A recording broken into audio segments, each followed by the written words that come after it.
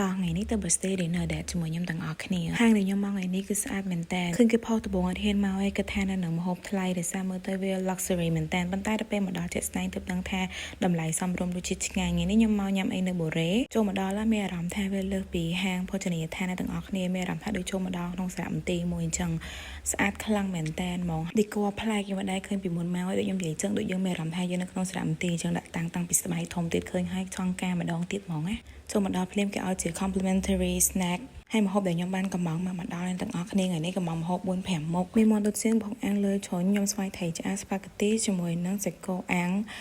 ទឹកប្រហុកអ្នកទាំងអស់គ្នាតម្លៃវិញសមរម្យមែនតើសម្រាប់រសជាតិក៏ឆ្ងាញ់អ្នកទាំងអស់គ្នានិយាយទៅខ្ញុំអត់ជឿថា environment ហាងអញ្ចឹងហើយតម្លៃប៉ុណ្ណឹងឯអ្នកទាំងអស់គ្នាខ្ញុំ recommend អ្នកទាំងអស់គ្នាមកស្ងាត់ទីតាំងហាងគឺនៅវងមូវភ្នំតែចូលតាមមុខអត់កើតទេខ្ញុំ recommend ឲ្យចូលតាមក្រោយបានមានកន្លែងចតឡានណាអ្នកទាំងអស់គ្នាបើសិនជាទៅខ្ញុំ recommend ឲ្យបុកកន្លែងគេទុកមុនដោយសារតែហាងគេក៏លក់ដាច់ដែរថ្ងៃនេះមានតែប៉ុណ្្នឹងទេអរគុណច្រើនសម្រាប់ការតាមវីដេអូនេះបាយបាយជួបគ្នានៅវីដេអូក្រោយ